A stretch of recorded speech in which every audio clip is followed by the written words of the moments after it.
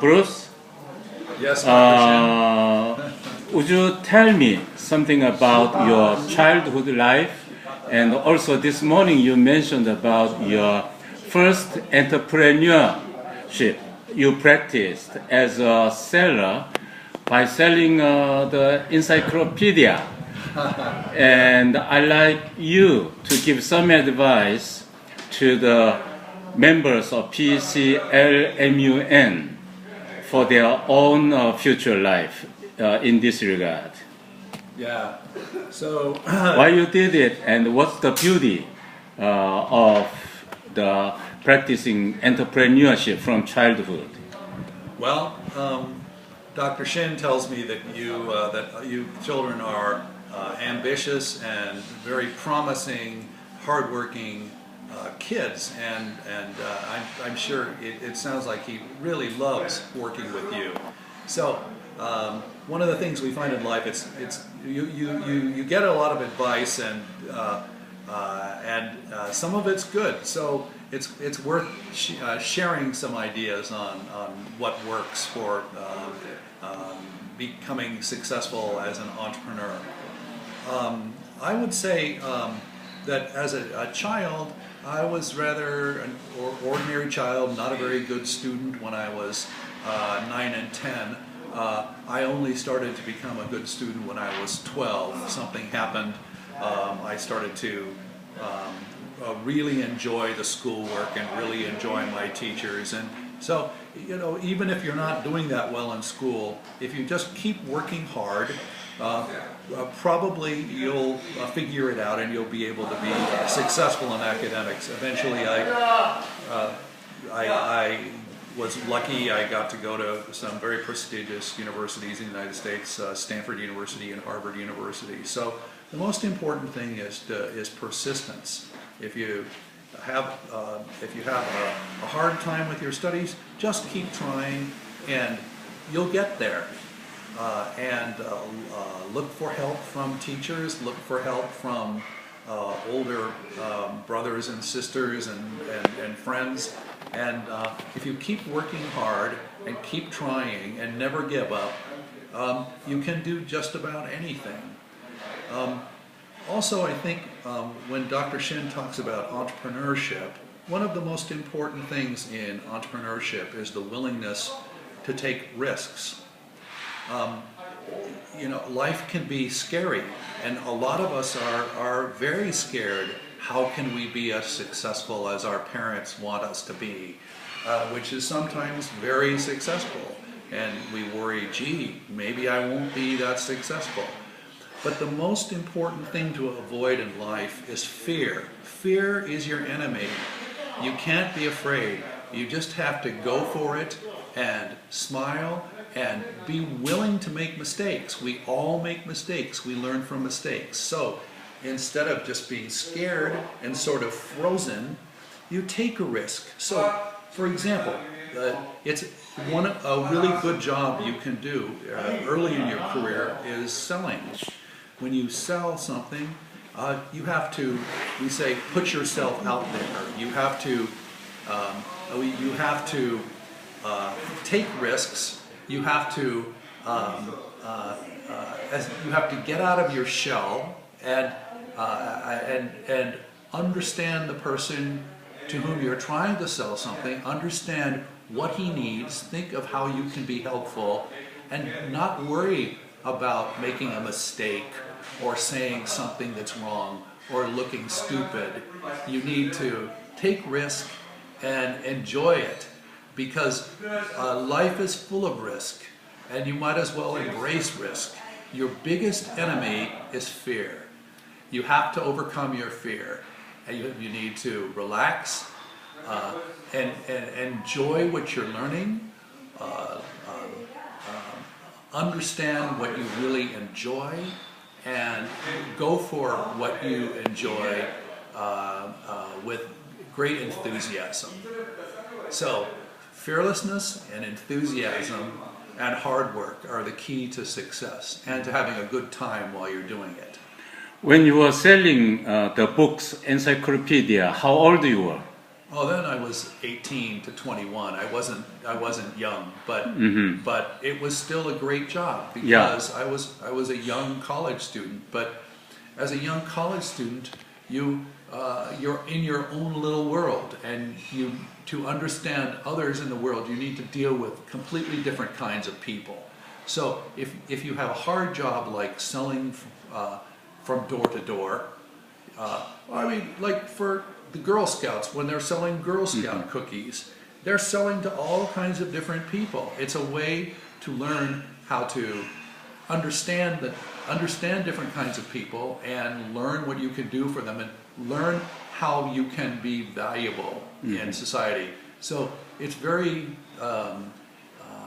it's very comforting. It makes you feel very good when you realize that you independently can help all these different kinds of people. You may be young, you may be little, but if you are able to sell something to someone else, it gives you this feeling that you can be independent, that you can be successful, and confidence. A little confidence will build on itself and make you more confident.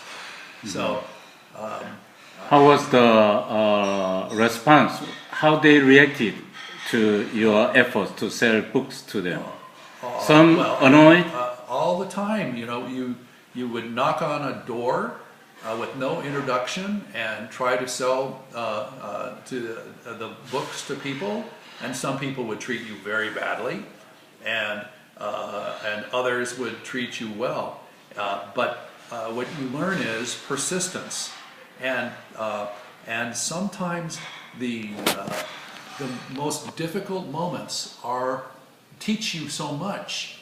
They teach you that if you just keep trying, you'll succeed. That happened so many times in my career, so many times when I was going through helping to run companies that were in very difficult situations. I realized from prior experience that it's very dark now, but things will work out, and they did.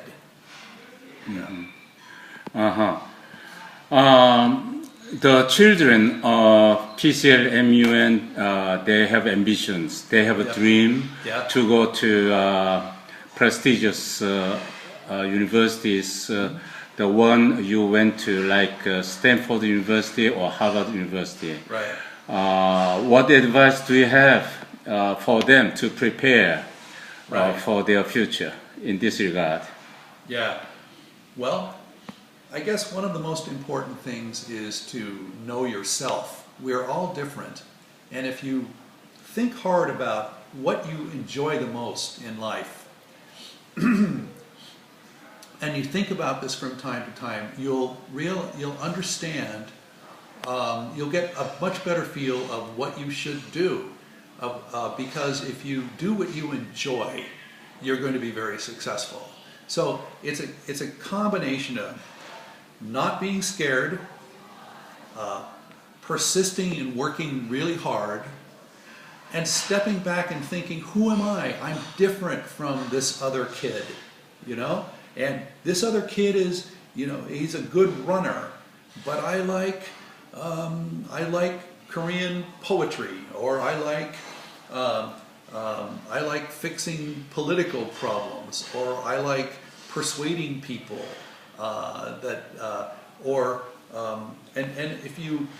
if you step back and understand who you are, and realize you're going to be somebody completely different probably from your parents, and respect yourself and relax, but then work hard, you can be very successful.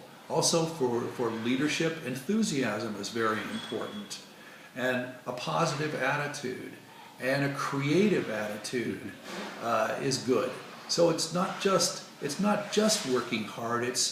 In America we say thinking outside the box, thinking creatively about how to solve a problem, or thinking creatively about what people want that's not currently available in the market. This is what a successful entrepreneur does. He thinks, he discovers what people want to buy and what people want to make their lives more interesting before the people know. You know, this is why Apple Computer has been so successful. Steve Jobs understood what a powerful product the iPhone could be. He didn't invent it, but he brought it to so many people and presented it properly and sold it well. So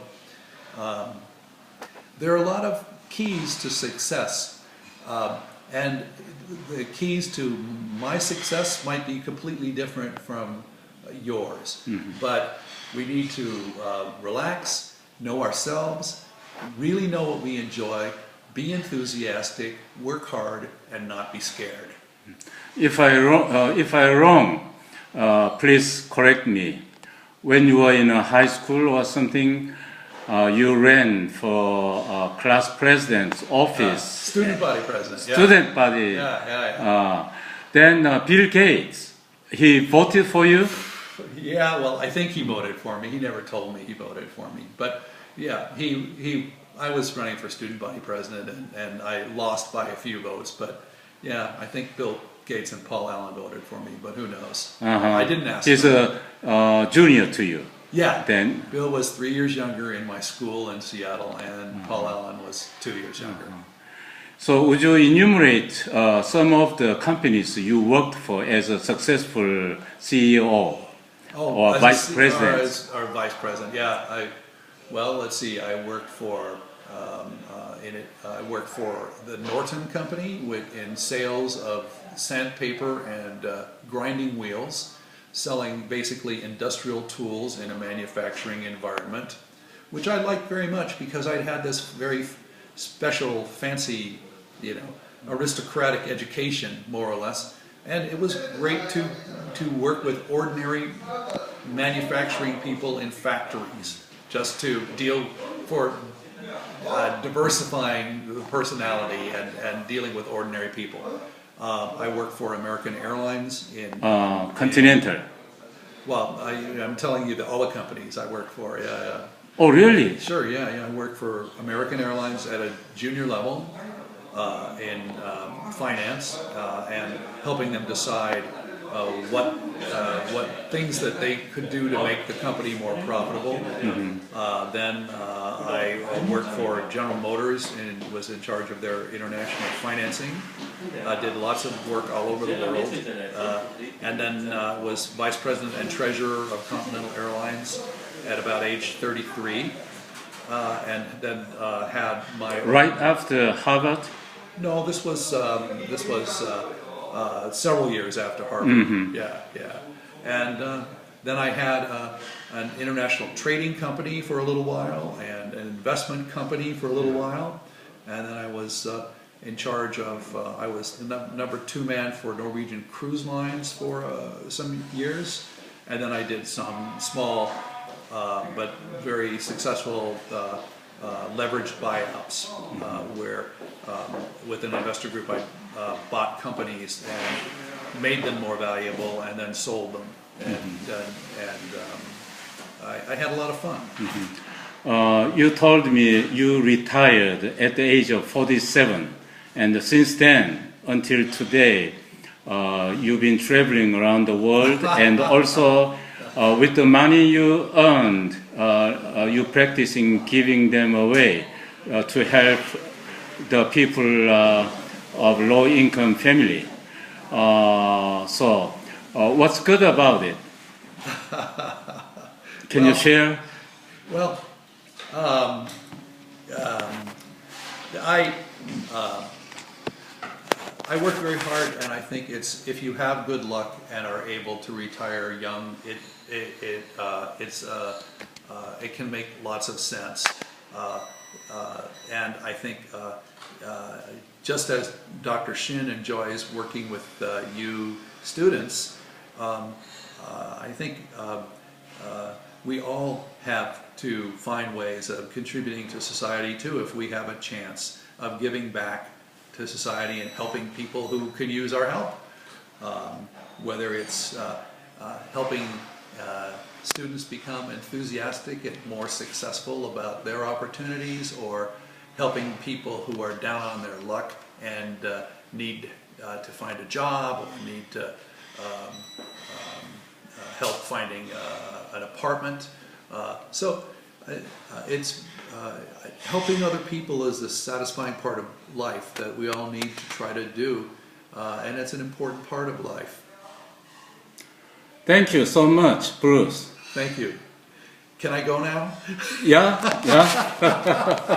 And the children will be very happy to stay in your apartment in New York City. Good. Next spring. Well, Thank you so much. Well, don't wreck it.